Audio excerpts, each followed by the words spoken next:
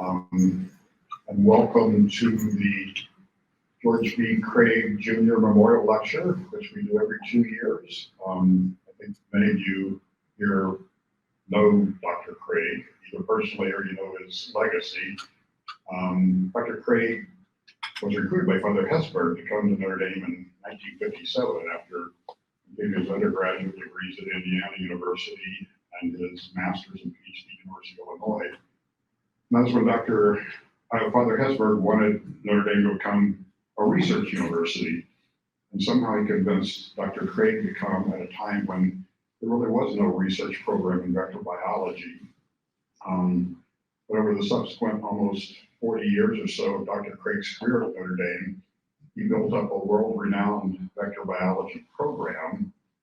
And as I've said to many people, I don't think in my career in global health I ever worked with an entomologist or vector biologist who hadn't done undergrad, grad school, or postdoc at Notre Dame. And so in 1983, Dr. Craig was actually the first Notre Dame faculty to be elected to the National Academy of Sciences. And Professor Nora Bazansky, who's a vector biologist, who's the second and most recent faculty to be elected to the National Academy of Sciences, says that, anyone in vector biology can trace their roots back to Notre Dame because of George Craig. And when assessing the importance of vector biology at Notre Dame, Nora says, that's like asking, well, why is football important to Notre Dame? So that's a legacy of Dr. Craig. Again, during his time here, I think he had 40 doctoral students, 38 postdocs, over 500 articles, and again, was world renowned for his expertise and frankly put Notre Dame on the map in so many ways that we still benefit from. And one of the people, so first of all, I should say that we're very lucky to welcome back to campus Sarah and her husband Bill, Sarah Craig, George's daughter. Sarah spent her career here at St. Mary's of Notre Dame, and we're always happy to have her back, not just every 2 years, whenever you want to come back. But, and one of the people who can trace his roots in entomology, vector biology, to Notre Dame is our speaker today, John Gimnick. John is undergraduate degree, a Bachelor of Science in Biological Sciences, class of 1991, before he headed off to UC Davis, where he did his master's in epidemiology and a PhD in entomology. So the epi-ento. And I first met John when his career was kind of knee-high to a grasshopper when he first came out to Western Kenya, where he was CDC, where he provided some key entomologic support to a huge randomized controlled trial of insecticide-treated bed nets. And John has been at CDC now for over 20 years, where he's head of the operations research part of the division of entomology, the entomology branch of the division of parasitic diseases and malaria. John, again, is world-renowned on so many different levels, not only at CDC, but provides key support to the big programs that we are familiar with, the President's Malaria Initiative, and sat on tons of different WHO committees and continues to do that. And I should also say that John has ongoing collaborations with several faculty in the Department of Biological Sciences and Research. So join me in welcoming John.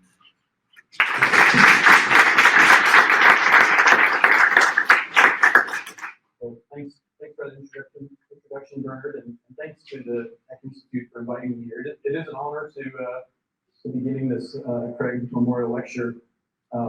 I actually can trace my roots directly back to Dr. Craig. In fact, he had a significant impact on my career. I had absolutely no thought of becoming an entomologist, and I met him at Underkin, and he convinced me to take his medical entomology course, and for me, some years later, here I am. So as Bernard mentioned, I started my career in malaria in Western Kenya as part of this large-scale trial of insecticide-treated nets. I've continued to conduct research in Western Kenya since that time, so over 20 years. And I thought I would try and focus most of this lecture on what's been happening in Western Kenya, but I wanted to have more of a global perspective. And as I was putting things together, I also kind of wanted to put in a bit of a historical perspective, largely because if you look at what's happened in malaria control in Africa, much of it is very recent. Africa, despite being the continent that bears the heaviest burden of malaria, was largely ignored for many, many years. I'm going to start with going back to our earliest beginnings of our scientific understanding of malaria. The parasite was first identified by Laveran in 1880. And even at that time, the idea that insects could transmit pathogens of disease was kind of a fringe idea. It wasn't until people like Patrick Manson, who showed that lymphatic filariasis, the parasites could be taken up by mosquitoes and developed in mosquitoes, that this theory started to gain traction. He had an influence on Ronald Ross, who is credited with actually identifying or demonstrating that malaria could be transmitted by mosquitoes. Ronald Ross actually worked with Aedes aegypti and bird malaria, and it was Grassi that eventually showed that human malaria could be transmitted by mosquitoes. So this actually opened up a lot of avenues for malaria control. Up until then, the primary way we had to deal with malaria was treatment with quinine, which is not a pleasant drug to take. So I'll start in the U.S. just because we have a lot more documentation of what happened here. In 1914, the Public Health Service started, and one of the things that they were involved in was larviciding to kill the mosquitoes, and that was focused mostly on using oils and Paris greens, things that we really can't use anymore. They also did some education campaigns. You can see on the left, they encourage people to screen their houses, and that's something that's actually, I'll talk about a bit later. And then during the Depression era, a lot of the programs that were instituted actually took the idea of malaria prevention and control into account. So the Tennessee Valley Authority actually used water management practices to reduce mosquito breeding. And then the Works Progress Administration actually hired people to dig trenches and drain swamps, and you can see that down here on the lower right. A lot of that shifted during World War II when the focus became on protecting troops. And by this time, malaria was really down in the South. A lot of our bases were down in the South, so there was big emphasis on, first of all, keeping the troops free of malaria before they were sent off to overseas, but then also protecting the local population from troops that might have come back with malaria. After World War II, the malaria control in war areas morphed into the Communicable Disease Center, which eventually became the CDC of today. And their primary goal at the start was to eliminate malaria from the United States. And they did that largely through house spraying with DDT. So this slide shows just some of the decline of malaria. You can see that back in the 1880s, it was widespread in the United States. By 1912, it had receded until it was primarily in the southern U.S. And then on the right, we show the decline as it relates to the Tennessee Valley Authority, the Works Program Administration. And then eventually at the very end, you can see that DDT came in right around here, and there was a pretty rapid decline in malaria cases in the United States. So talk a little bit about DDT.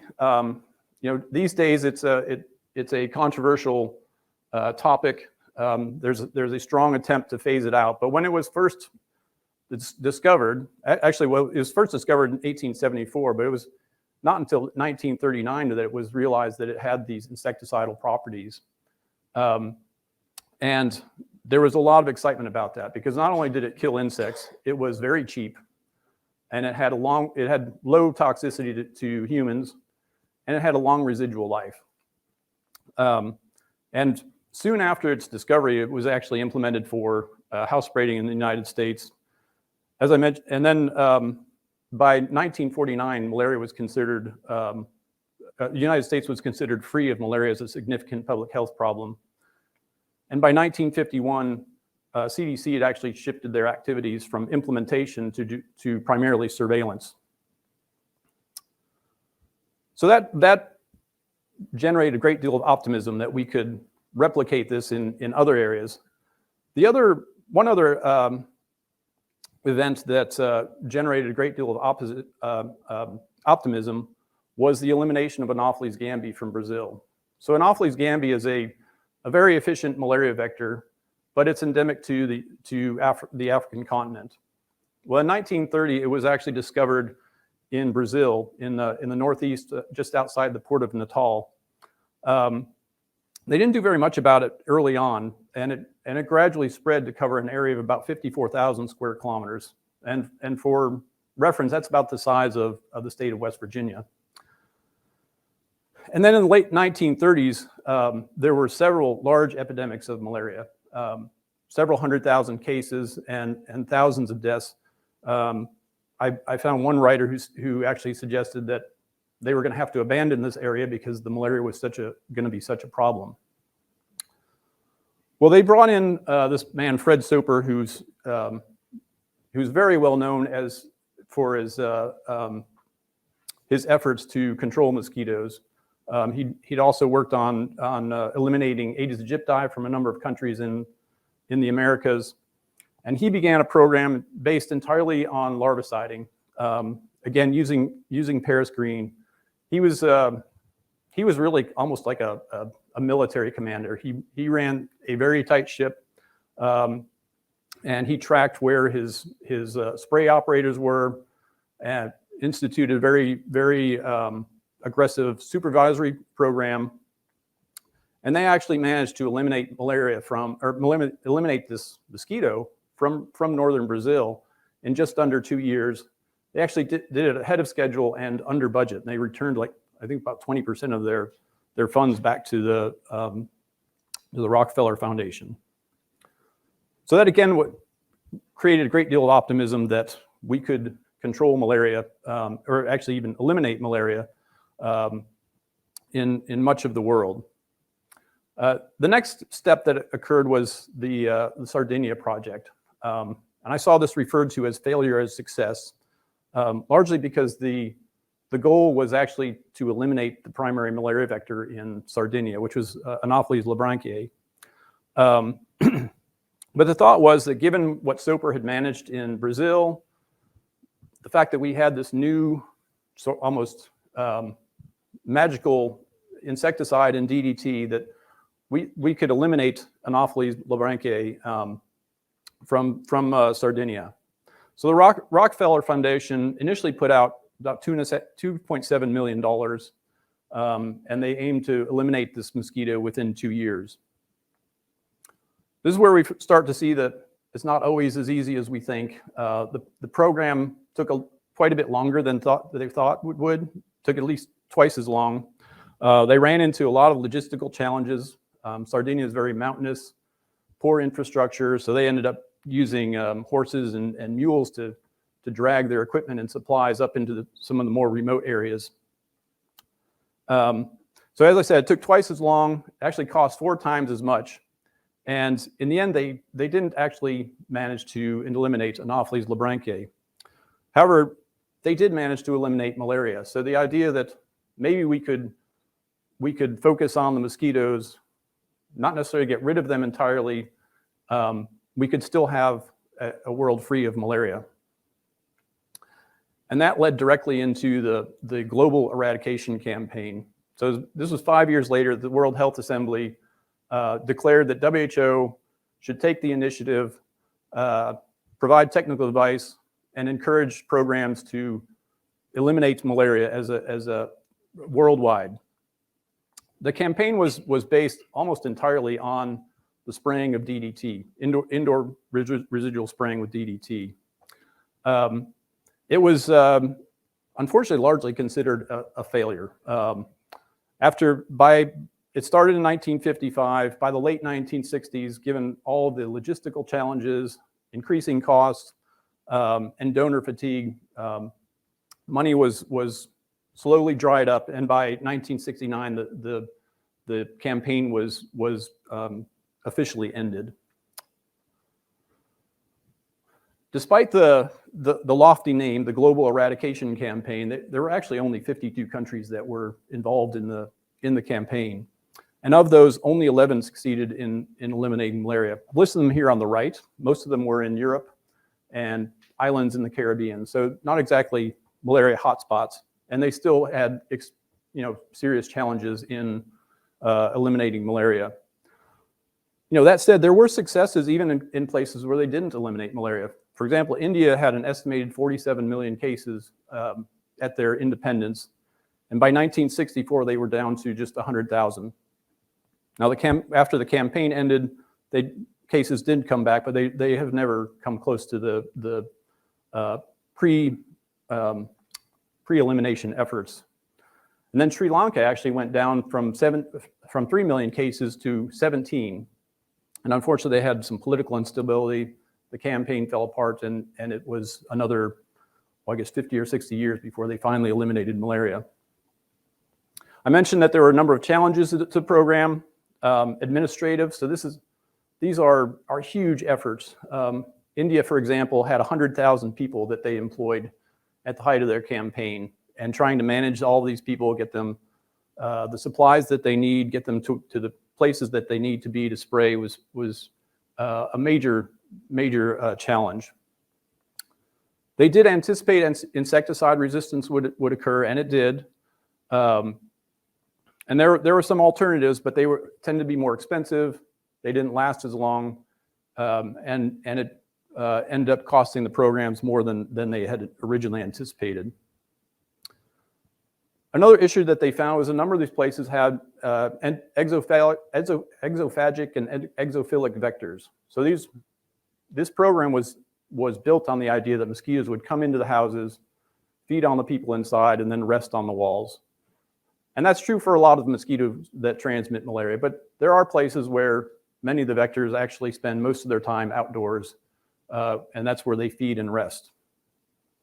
And then lastly, I did kind of allude to this, just the poor infrastructure and health systems made it very challenging. So notably, Africa, despite having some of the heaviest burden of malaria, was basically excluded from the campaign. And unfortunately, at the end of the day, when the campaign collapsed, there was a loss of excitement around malaria vector control, and most of the efforts that proceeded after this were really focused more on case management. So within Africa, there actually were a couple of pilot programs. I think I read there were about 20 pilot programs that attempted to show that you could eliminate malaria. None of them actually succeeded in eliminating malaria, even in these small areas. But most of them were not very well documented. The two that were the Pare-Teveta scheme, and this actually arose during the discussions around the Global Eradication Campaign. When it was decided that malaria was too entrenched in Africa and the health systems were too weak, it was advocated to at least do some kind of pilot to document how far we could progress if we were to implement the tools we had to reduce malaria in Africa.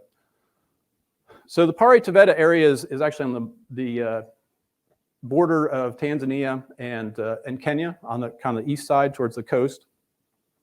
They sprayed from 1956 till 1958, and you can see up here on the left. I don't know if it shows up very well. Does my cursor show? Well, anyway, so this upper left, this is the impact on the mosquitoes, and you can see a very, very rapid drop off when they started spraying. We had two major vectors here in Africa. One is Anopheles gambiae, and the other is Anopheles fenestis. Actually, Anopheles fenestis completely disappeared, and it wasn't seen until about 4 years after they stopped spraying. And then there was a tremendous impact on malaria prevalence. So these were cross-sectional surveys that were done regularly. Before the campaign started, parasite prevalence rates were well over 30%.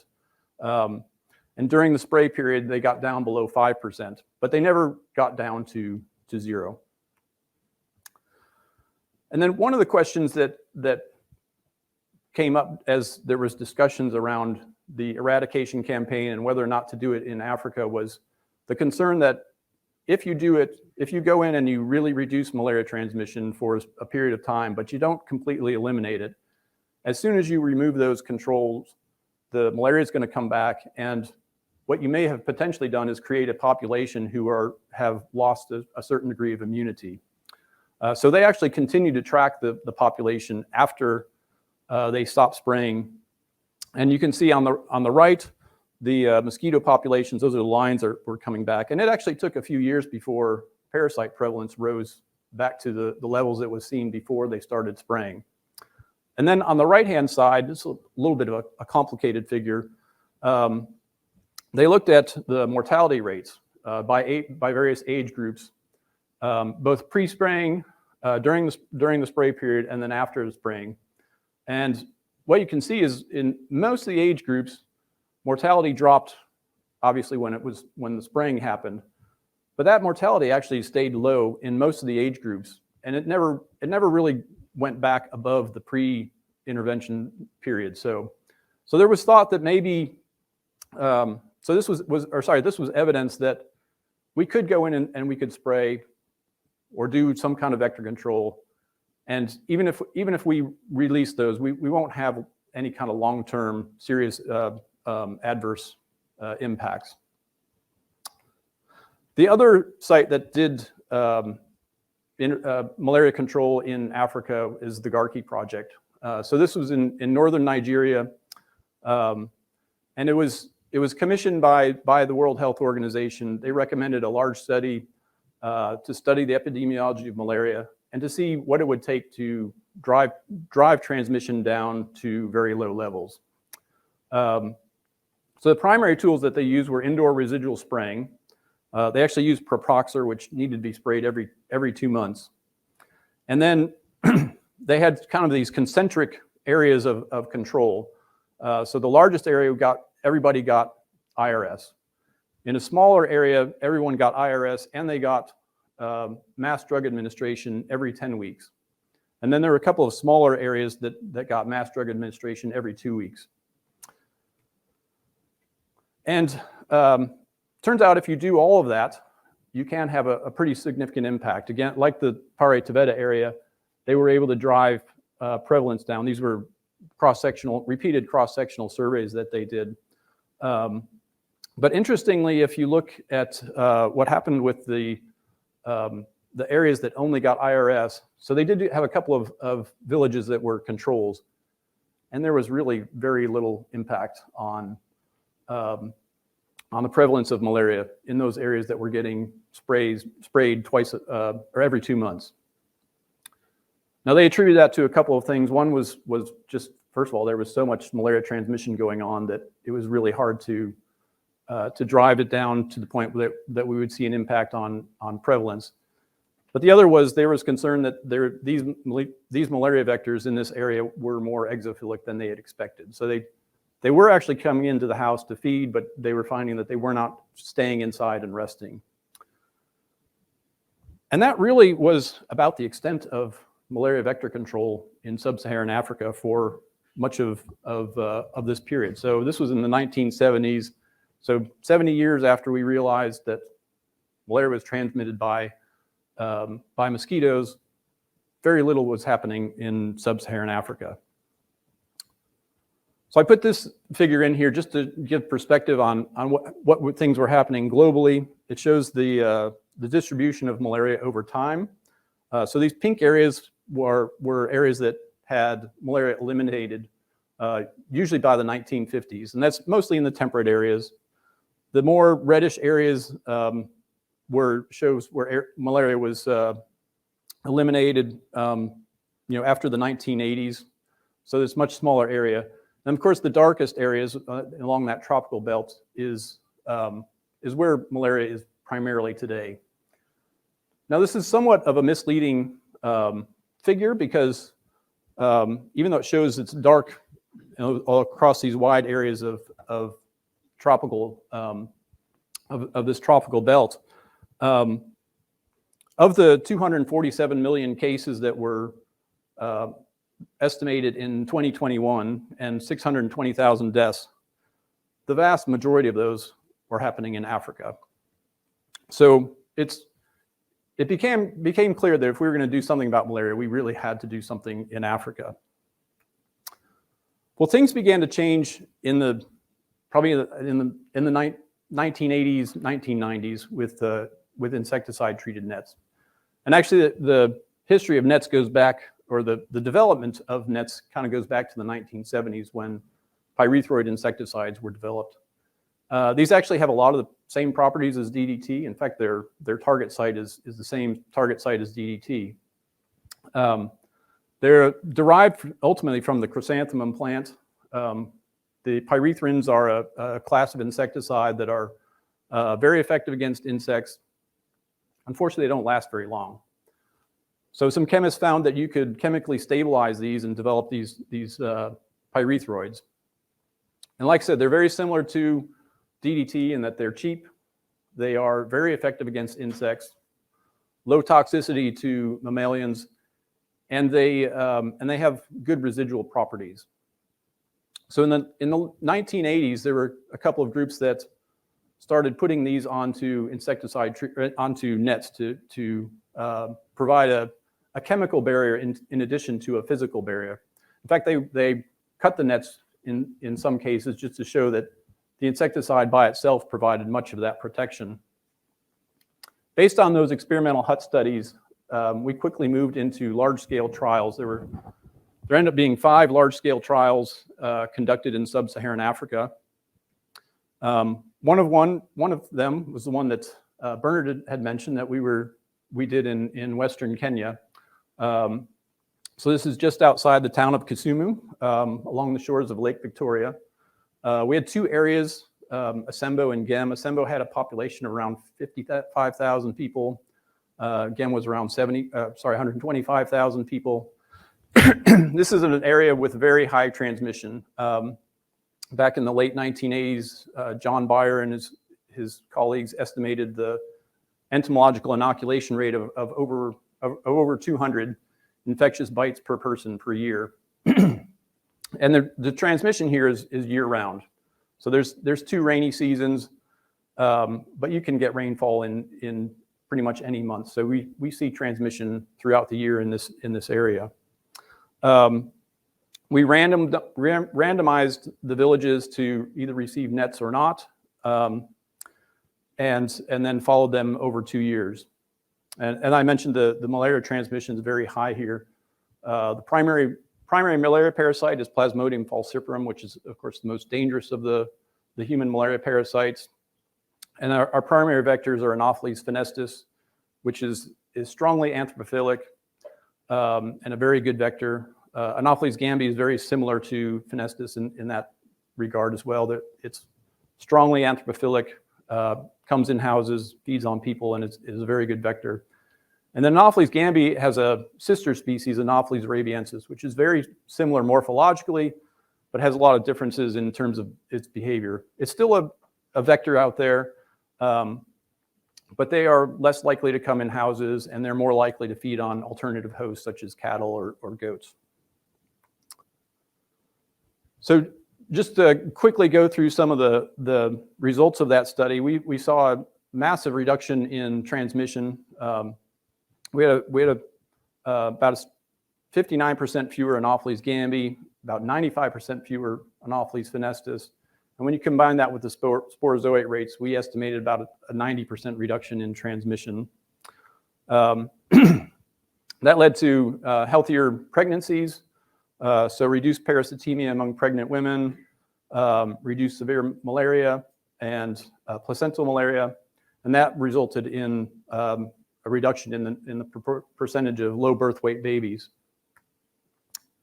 And then amongst children, we saw a massive reduction in the incidence of malaria.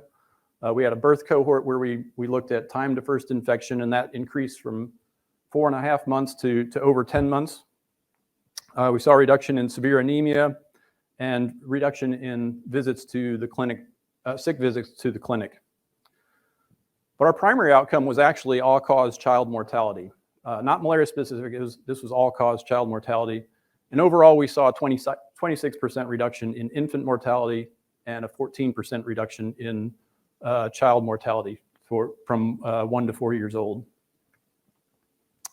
This was just one of several trials. Like I said, we did an area of very high transmission, but there was another trial on the coast of Kenya, one in Ghana, one in Burkina Faso, and then there was another trial that was done in the Gambia where their comparison was actually untreated nets. And this shows the forest plot from a Cochrane review that was done by Christian Lengler. And overall, he estimated that by implementing insecticide-treated nets, we could reduce all-cause child mortality by about 18%.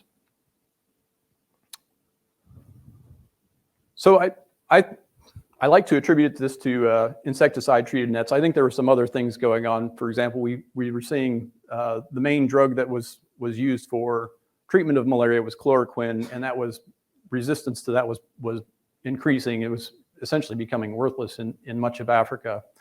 And people began to realize that, we needed to do something about malaria in Africa. So in 1998, the Rollback Malaria Partnership was conceived, and the idea was to advocate for increased resources for malaria.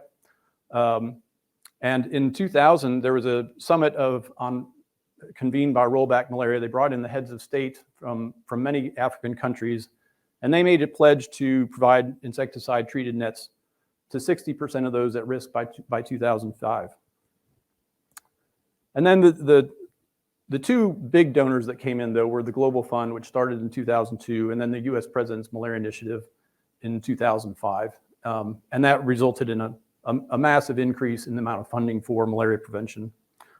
So there are some other things that happened as well. For example, I mentioned that chloroquine the resistance was widespread in Africa. In the 2000s, many countries began switching their drug policy from chloroquine to now it's usually a combination, artemisinin-based combination therapy. The other advancement with the insecticide-treated nets was the development of what we refer to as long-lasting insecticidal nets. When we did these trials, it was run by researchers, and we wanted to make sure that everybody had a treated net. And while there was some residual activity of these pyrethroids, they would wash off, or they would fall off, and if people washed the nets, they would lose a lot of the pyrethroids. So we made sure that we would go out at 6 to 12 month intervals to retreat these nets. But when we tried to implement that as a program, it did not work very well. People they either didn't recognize the value of the insecticide, or just for whatever reason that they didn't make efforts to get their nets retreated. Well, that was solved by a number of companies that develop what we call long-lasting insecticidal nets. These are usually pre-treated with an insecticide, and they're formulated so that they can resist washing and regular sort of wear on them. And they're designed to last ideally for 3 years. 3 years under normal use conditions, which normal use varies from place to place, and we do see some variability in how long they last. But in general, we do see very good activity over time with these long-lasting nets. And that allows us to design distribution systems. And what we mostly do in these days is we give out nets at 3-year intervals. So we do a mass campaign targeting everybody with a net, not just pregnant women and children who are the highest risk, but the entire population. And then we know that the nets are lost over time. So we do have systems to supplement those, usually provision of nets to pregnant women at their ANC visits, and then also to their children during their EPI vaccination visits. So the result is that we have seen an increase in the coverage of nets over time. These are data that I pulled from the World Malaria Report. By about 2005, we hadn't quite reached the 60%, but we have gotten there, close to there, in terms of having at least one net per household in sub-Saharan Africa. The other thing that happened during this time was there was a renewed interest in indoor residual spraying. This is mostly through the U.S. President's Malaria Initiative. So when we started, about 2% of the population of sub-Saharan Africa was covered by an IRS program, and by 2010 it was around 12%. And all this actually led to decrease in malaria burden in sub-Saharan Africa. This is a slide that I probably overused, but I think it's really nice for a number of reasons. So this shows the decline in malaria. This is actually the red line over here. Shows the decline in malaria in terms of parasite prevalence. And these were measured in national surveys that are conducted throughout Africa, usually on a 3-year cycle. The black line right here, this is the counterfactual. So this is what we think would have happened if we hadn't done anything. And then these various shades of green, pink, and purple indicate the contribution of various interventions to that decline in malaria. And so what we saw was, or what these authors found was that the prevalence of malaria had declined by about 50%. The incidence of clinical disease had declined by about 40%. And actually about 68% of that was due to insecticide-treated nets, with another 13% due to the implementation of indoor residual spraying. So I like to do this as a kind of a plug for us vector biologists, that it does work. We can have an impact on malaria using anti-mosquito measures. So we actually saw some similar trends in Western Kenya. These were pulled together from a variety of surveys. We actually CDC started working in Western Kenya in the early 1980s.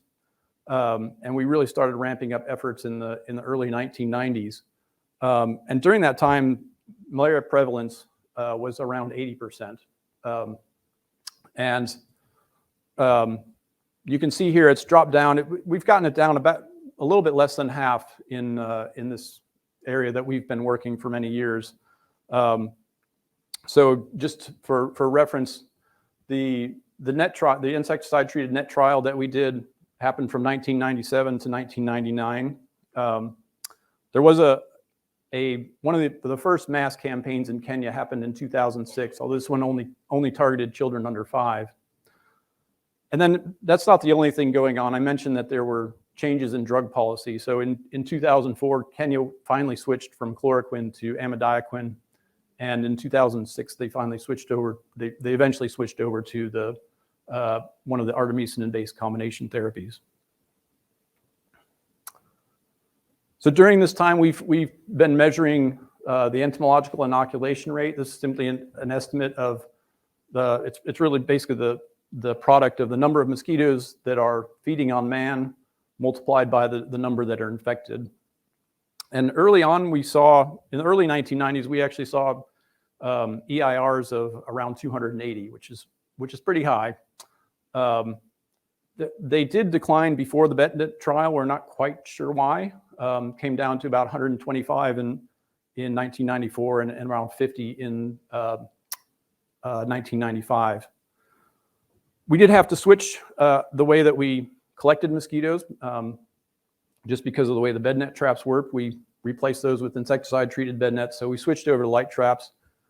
So take this with a grain of salt, but basically what we continue to see is about a 90% reduction in the entomological inoculation rate in the study area. And it's continued to remain low through 2009. One of the other interesting things is changes in the species composition. So I had mentioned Anopheles fenestis in the Pare tavetus scheme essentially disappeared for about 8 years.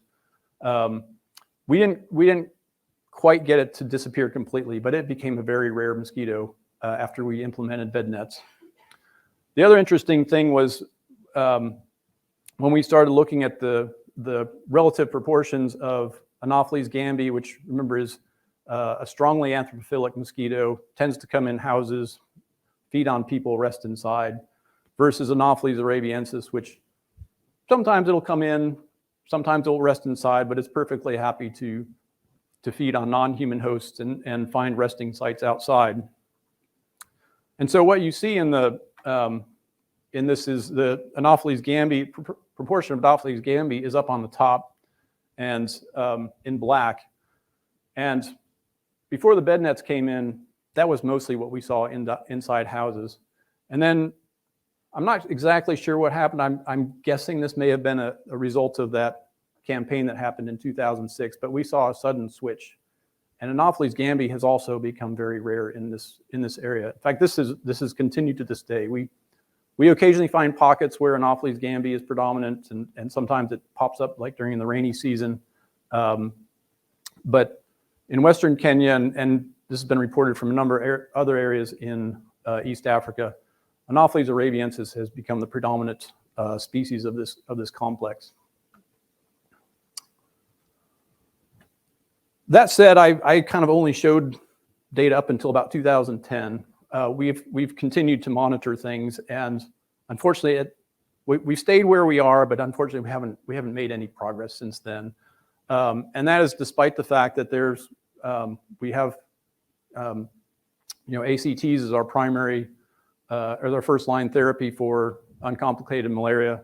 We've done a couple of additional mass campaigns with nets, and in this case, we're aiming for universal coverage, so we're covering everybody, children and adults. And yet, malaria has persisted all this time. And this is a trend that has actually been seen in all of Africa. That the paper that Samir Bhatt, which I just showed a few slides ago, showed that massive reduction from 2000 to 2015. So these are data that I pulled from the World Malaria Report just on the African region. On the left is the number of cases per year, and on the right is the number of deaths per year. The cases have stayed steady, although incidence was mostly declining because we have a population that's increasing. But you can see the deaths came down quite a bit. We were up over 800,000 deaths around 2000 due to malaria, and we got down under 600,000 deaths per year around 2015. But you can see that's leveled off, and it's even starting to increase a little bit here in more recent years. So we started thinking about what's going on here in Western Kenya. This figure shows the coverage of nets. We CDC actually provided nets in this early period here. This was the population that had participated in our bed net study, and we felt like we had to continue to provide nets. We ended that when Kenya started when the Kenya program started implementing nets on their own. But we suspect that maybe they didn't do quite so well, because you see a little bit of a drop here. But that drop actually occurs at the lowest point of prevalence in our study area. And then again, with the mass campaign, coverage came back up. And this is really about as good of bed net coverage as I think you're going to find, just because people, even if we can get them nets, they often will not use them for whatever reason. So we don't think it was an issue of we didn't have the nets out there. We are concerned about insecticide resistance, and I suspect this is probably playing a role. We didn't have really great data in Kenya just because the numbers had gone so low. So I'm presenting some data from Malawi here. This shows deltamethrin resistance on the left. So these are wild populations that were brought in, exposed to a diagnostic dose of deltamethrin. And you can see the mortality had declined pretty steeply from 2011 to 2015. So just 4 short years. And then on the right, we were testing the efficacy of bed nets with a susceptible strain, Anopheles gambiae Kisumu, and then wild Anopheles fenestis that we brought in from the field. And we usually expect 100% mortality in these bioassays, although some of the nets, like the Olyset, has some repellent activity. So we often see lower mortality, even with the susceptible strain. But you can see with the resistant strain, we see very low mortality. These are nets that are basically right out of the bag. They've never been used, never been washed, and we're getting very low mortality with these mosquitoes. And again, this is a trend that we're seeing throughout much of Africa. This was a review paper that was done in 2016. So Anopheles gambiae on the left and Anopheles fenestis on the right. The blue dots are exposures to deltamethrin, and the orange are permethrin. And you can see for both species, there's a general trend for reduced mortality over time. And then the other thing to note here is that I mentioned Anopheles fenestis had largely disappeared in Western Kenya. Well, it has come back. So the figure on the left is specifically our work in Western Kenya, where you can see is fenestis made up a very small proportion of mosquitoes, the species collected from about 2002 to 2008. And in 2011, it suddenly became the predominant mosquito. There was a review paper that was done on the Anopheles fenestis in East and Southern Africa, and that was a trend that we saw pretty much in all of these countries, where Anopheles fenestis has come back and is really the predominant vector in East and Southern Africa. So we do have a couple of tools that we have started implementing for dealing with these resistant mosquitoes. The first is PBO nets. So piperonyl butoxide it's not an insecticide itself, but it's a synergist that restores susceptibility by basically it inactivates metabolic enzymes associated with the detoxification of pyrethroids. So we've done a number of laboratory assays that show very clearly you can restore susceptibility. There have been some experimental hut studies and then a couple of cluster randomized trials showing that these products work better than a pyrethroid-only net. And just very quickly, I'll show a slide from Malawi, where we actually rolled out insecticide, indoor residual spraying at the same time we did a mass campaign. Some of the districts got PBO nets, some of them got standard pyrethroid-only nets, and we saw about a 54% reduction in the incidence of malaria in the districts that got the PBO nets, and just a 28% reduction in those districts that got pyrethroid-only nets. And the PBO nets actually had a very similar impact as IRS. The other products that are now available for implementation are chlorphenapyr nets. So chlorphenapyr is an actual insecticide that works by disrupting the production of ATP in the mitochondria.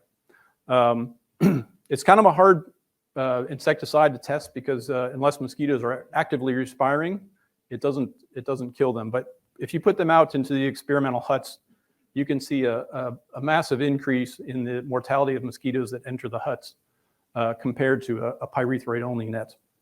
And like I said, there are 2 products now that are available for procurement and are currently being rolled out in a number of countries. The last challenge I wanted to raise was that of mosquito behavior. We know nets work, or we think nets work, because mosquitoes that transmit malaria, at least in sub-Saharan Africa, tend to come inside, feed on people late at night while they're sleeping. And this shows a figure of Anopheles fenestis from Western Kenya. This is very typical for fenestis. They really start biting around midnight. And that continues until about 6 in the morning. This other line is the outdoor mosquitoes we capture outdoors. So we have people stationed indoors and outdoors. And you can see they much prefer to feed indoors. And then we can map that to the behavior of people. So we either do questionnaires or we directly observe where people are at various times. And we can kind of overlay their behavior with that of the mosquitoes. And what we see is that, at least with Anopheles fenestis, and this was several years ago, about 98% of the bites occurred amongst people while they were indoors, and 94% of them occurred while people were asleep. Unfortunately, we are starting to see some changes. This was a study that was done in the Central African Republic. There's a lot on this slide. So it's 4 different species.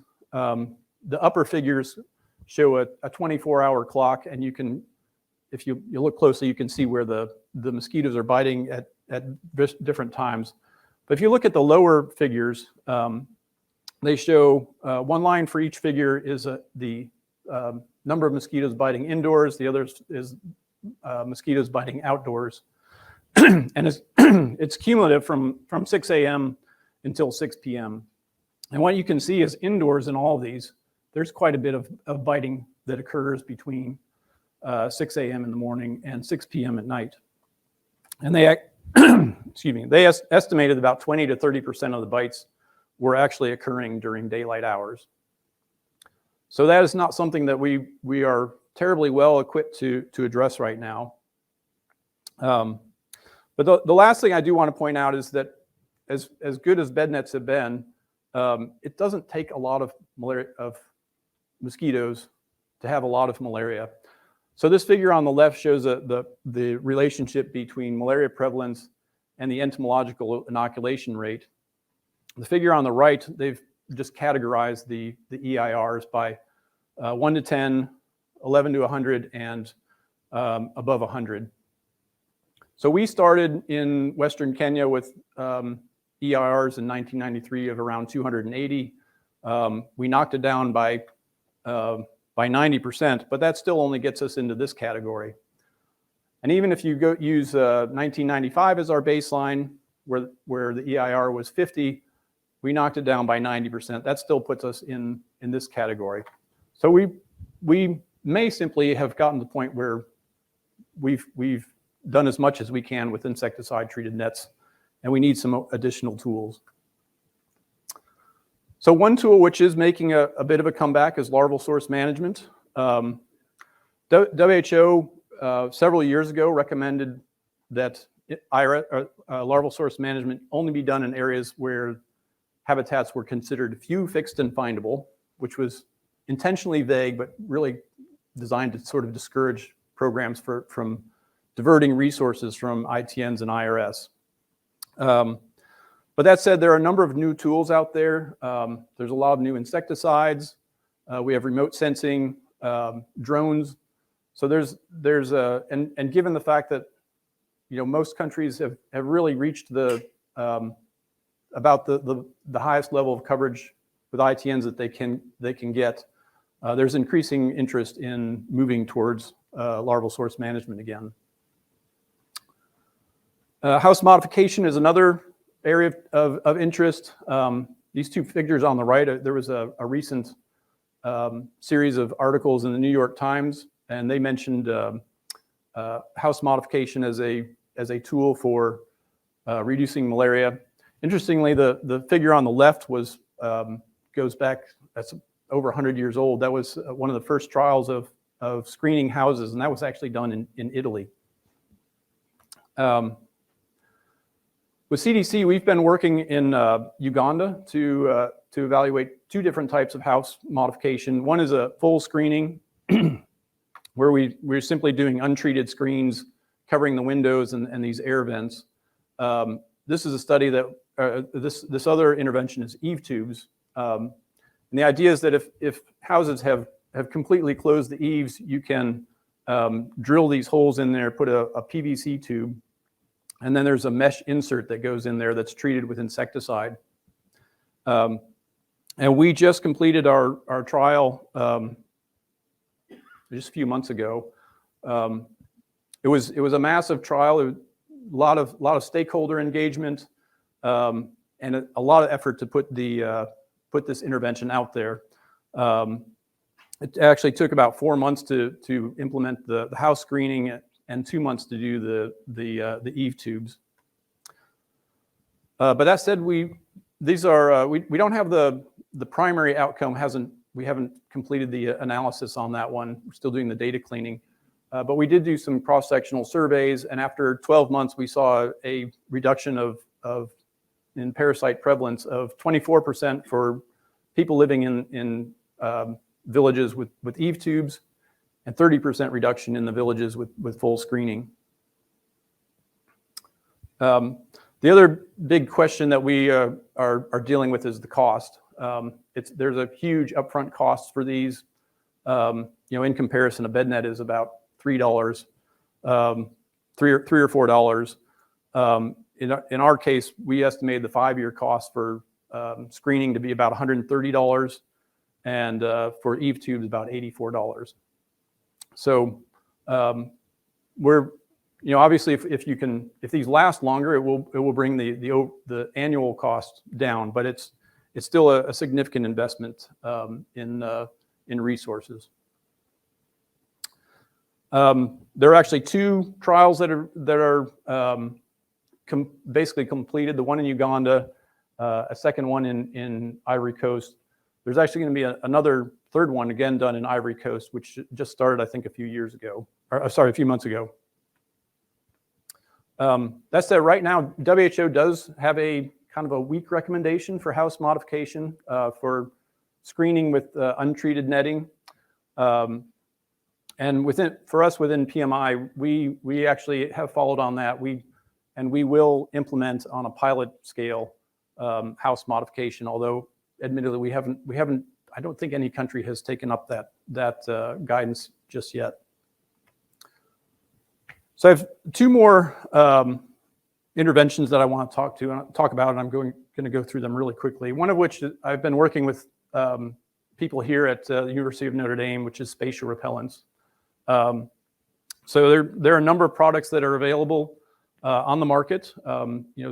Coils are widespread in many of these places in sub-Saharan Africa. I think we generally think of spatial repellents as kind of creating this bubble, which mosquitoes will kind of enter into it and then turn around and go in the opposite direction. It's actually a little more complex than that. There is some movement away from the stimulus. There's also creates confusion around mosquitoes, like they will enter that space, but then some seem to lose their track and won't feed. And then some of these are actually insecticides, like DDT actually has some spatial repellent properties.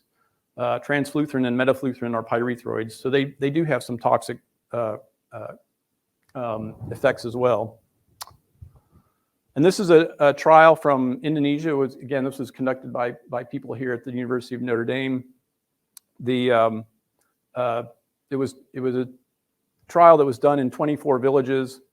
They did see a positive effect of the spatial repellent on incidence of malaria. Unfortunately, malaria was going down in general, and it becomes harder to detect a significant difference. So while the overall results were generally positive, without that statistically significant difference, WHO said, well, we still need to see evidence from a couple of trials. So the UNITAID funded several trials, including one in Western Kenya. There's a second one that's ongoing in Mali. And then there were a couple of trials around Aedes-borne viruses, one which was done in Peru and another that's ongoing in Sri Lanka. We just completed the trial in Kenya, and our interim analysis showed a significant effect of spatial repellents on the incidence of malaria as measured by time to first infection. So we're hoping that the Mali trial has similar results, and then we will take that to WHO, the Vector Control Advisory Group, who will then hopefully recommend that to the Malaria Policy Advisory Group, and we can have this established as a new intervention class hopefully by the end of next year, if not early 2025. And I do think there's a lot of interest in this because there are a number of what we would call second-in-class products that are kind of waiting in the wings. The one on the far left is the mosquito shield. That's what we used for our trial. It has to be replaced every 4 weeks, which is quite an effort. That was donated by SC Johnson, and they now have a new product which they're looking to scale up called the Guardian, which they think will last for up to 12 months, and that could be that would really be a game changer. And then the other nice thing is that this would allow other products, other manufacturers to come in. So on the right here, there's a product that we tested in Western Kenya with metafluthrin, and again, we showed some really, really exciting results in terms of reducing mosquitoes, even outdoors where we thought that airflow might reduce the efficacy. The last tool that I wanted to talk about was attractive targeted sugar baits. This has gotten a lot of attention in the last few years. So we know mosquitoes feed on vertebrates. They take that blood to help for egg development, but they also need sugar as a source of energy.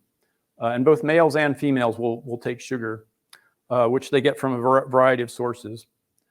There have been a couple of studies where they've shown that you can manipulate the vegetation, like remove certain types of vegetation, and you can see a decrease in malaria transmission.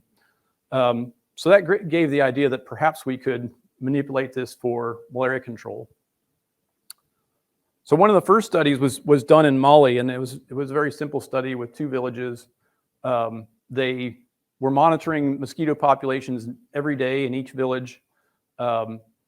And then after about 8 days, they went in and they sprayed all the vegetation with a slurry that they developed themselves. It was derived from guavas and honey melons, and it was spiked with boric acid. And they saw about a 90% reduction in the total numbers of mosquitoes.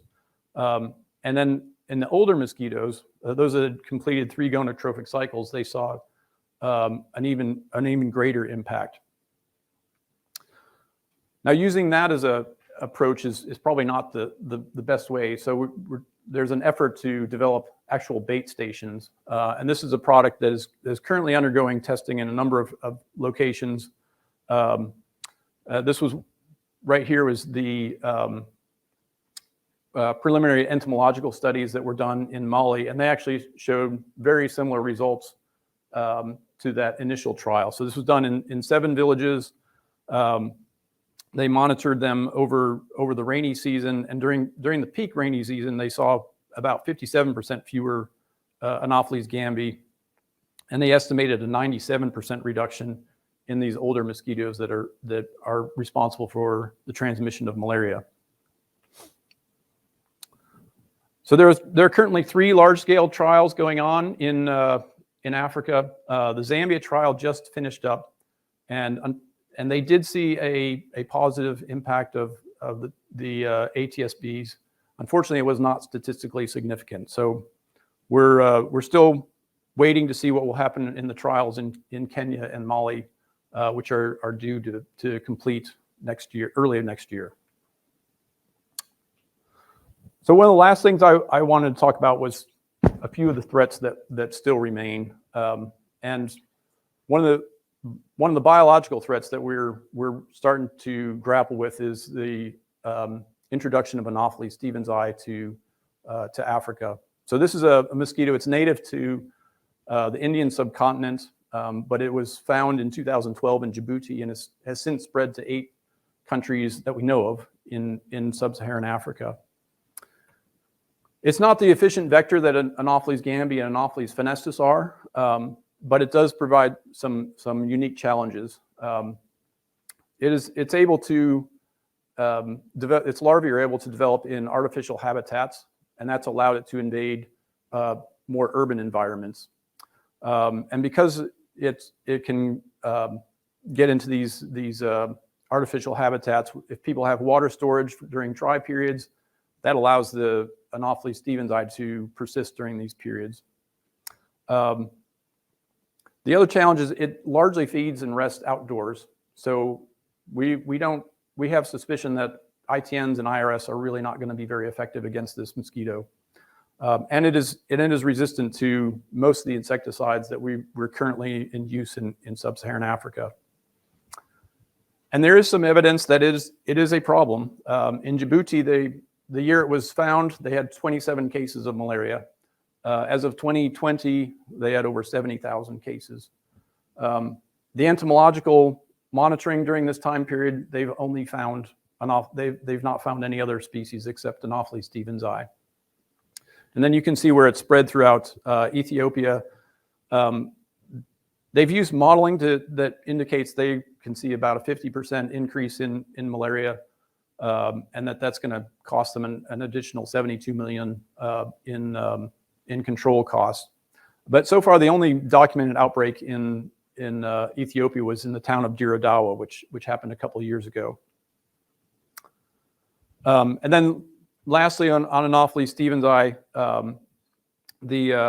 this was some modeling that was done, some habitat niche modeling that was done a few years ago. And it's estimated that there's going to be 126 million, there could be as many as 126 million people at risk of malaria in urban areas. And there's, right now we really don't have the full resources we need right now for malaria as it is. If it expands into urban areas, that's going to really draw resources away from where our efforts are currently focused. Then the other threat to malaria control is just the lack of investment. I actually came in early on. I started in 1997, and so I got to experience this massive growth in investment in malaria. But you can see that around 2010, things have really kind of leveled off. And actually, in the latest World Malaria Report, the total estimated need for malaria prevention and control was about 7.3 billion. So we're at less than half of that right now. So just to try and wrap up really quickly, one of the things that came out of the Global Eradication Campaign was that we thought we could do everything with a single intervention and take care of malaria. And I think we've learned that no, we really need multiple interventions, and it's probably going to be tailored to different malaria transmission dynamics in different settings. I think there's been a massive increase in the amount of investment in research. We've been fortunate in the last few years to have these investments in ATSBs, spatial repellents, house modification. I didn't talk about it, but surveillance is, our surveillance tools are constantly getting better. They're still very weak. But for example, in Western Kenya, we had active surveys going on, and we're largely stopping that now and relying on the routine health systems for some of our evaluations. And lastly, just malaria control should be a campaign, should not be a campaign, it should be a policy. It really is a marathon, not a sprint. And so I'm a little worried that we have hit a plateau in our investment in malaria control and prevention. But I'm hoping we can see that investment increase over the years. And then just very lastly, I mentioned early on that Dr. Craig had a very important role in my life. I met him at UNDERC in 1990. Did not have any thoughts of becoming an entomologist or working on mosquito biology. And just in one of his conversations, he suggested I take his medical entomology course. And so 30 some years later, here I am. And it's impressive to see the influence he's had, not just on me, but on many, many other people. So this is a slide I borrowed from Ned Walker. I highlighted a number of other people who've worked on malaria. And it's a small world, but I've interacted with a lot of these people, and just want to let you know I really appreciate the influence he's had on me, and it's been a very rewarding career. I think that's it. Thank you.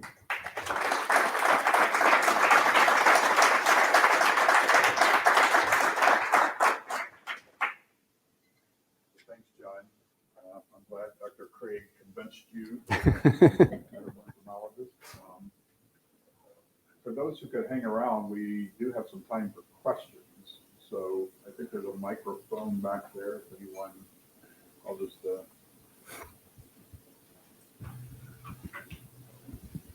Hi, John. Lovely presentation and good to see you. I'm curious, in the places where the dual insecticide nets or new nets have been implemented, are you starting to see any resistance? So the PBO nets in West Africa, I think we probably were seeing resistance even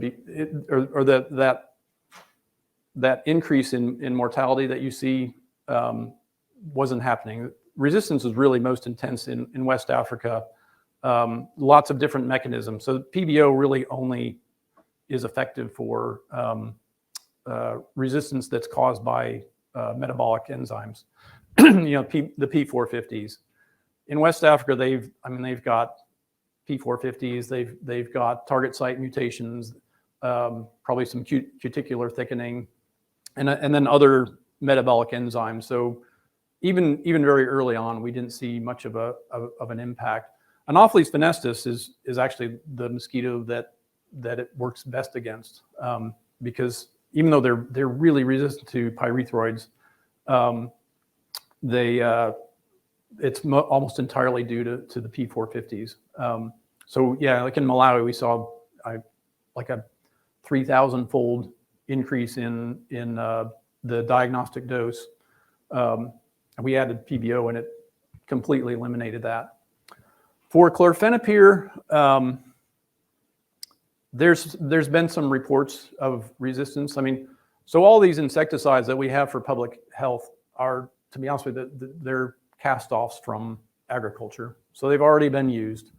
So there have been a couple of reports in West Africa. It's not really clear, and part of that may be that it's such a new insecticide, and its mode of action is different enough that actually measuring resistance is a challenge. So because it works on the mitochondrion, if mosquitoes aren't respiring, they can be exposed to pretty high doses, and it doesn't seem to affect them.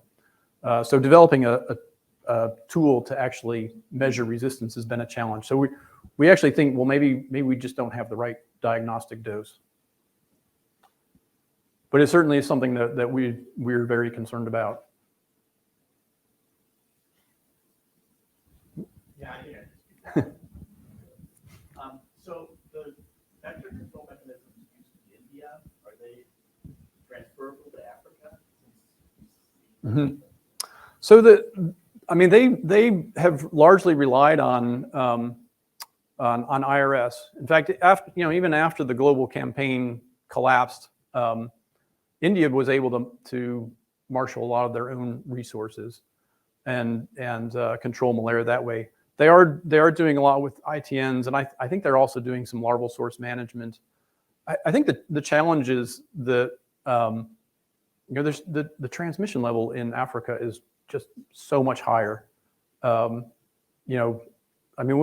showed that slide with the prevalence versus EIR, and there are places that have measured EIRs of like 1,000. So if you can reduce that by 90%, how much are you really going to have an impact on? Yes, Bernard. Yeah, I just wondering if you could talk about non-insecticide-based vector control. Mm-hmm. 2 years ago for the Craig lecture, Dr. Ryan Foy, who's also a Notre Dame grad, was here. Yeah. He spoke about ivermectin. I know there's some trials going on that. Yeah. And two others I'm just curious about. At one point in time, there was a lot of research on developing a transmission blocking vaccine, which would interfere with parasite development in the mosquito. And then last but not least could you say anything about genetic modification of mosquitoes and, Yeah. and how much promise that holds or Yeah. All right. Well, I can talk about the drugs. So ivermectin is really an interesting idea.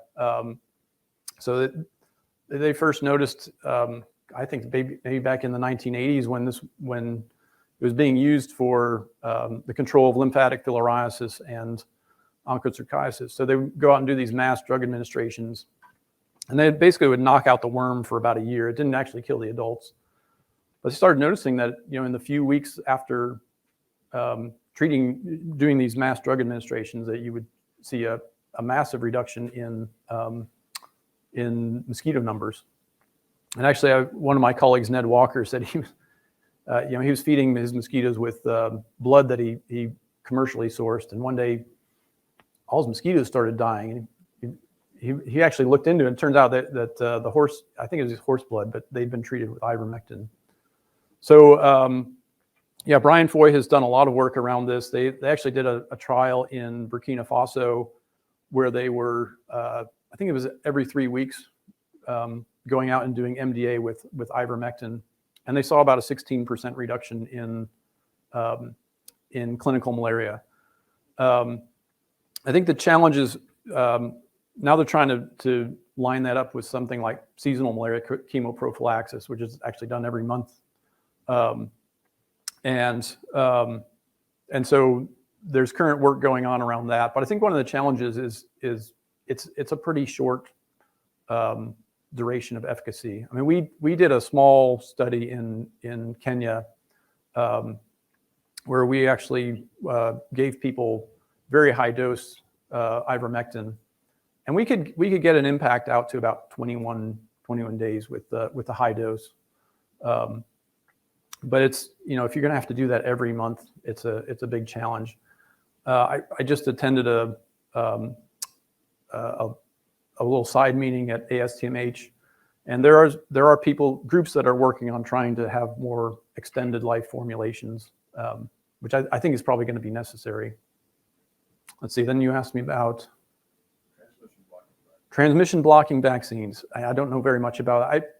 I have to admit, I don't know very much about transmission blocking vaccines. I just know that Bill Collins, who was worked on monkey malaria at CDC, and he did a lot of tests of various drugs and various vaccines. And in fact, he liked to tell people that his lab was where vaccines came to die. But he was pretty positive about the idea of a transmission blocking vaccine. He felt like that you could get the best efficacy out of one of these transmission blocking vaccines compared to a sporozoid or targeting other stage. The challenge with that is you can't really give a vaccine to somebody that is not going to directly benefit them.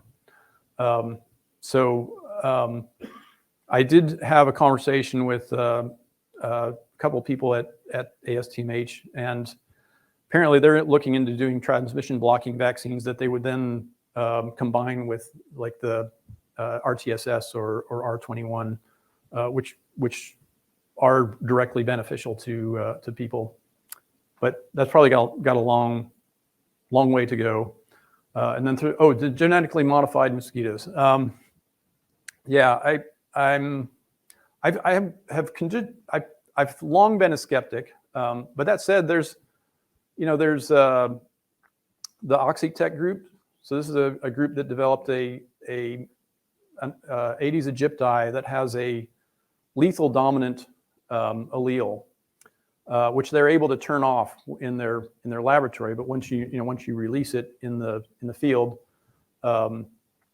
then the gene becomes active. So they'll mate with the local population, and the offspring will all die. I think it's all die. They may have designed it so that the males will continue on, so you can continue to have a few generations of effectiveness.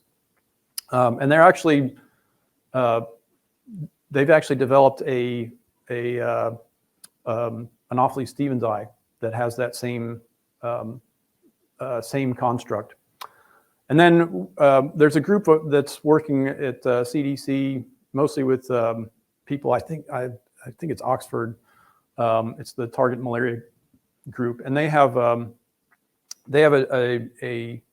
gene construct that works very similar. You release the mosquitoes.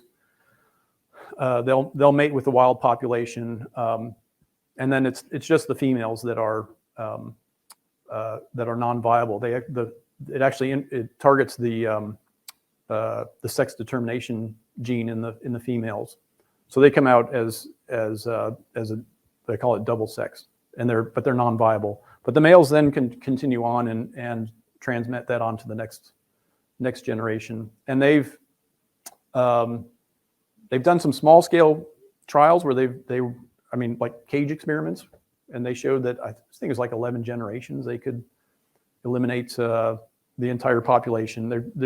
My understanding is they're now doing in larger field trials, or larger cage trials. But it's probably, they keep saying it's like 5 years out.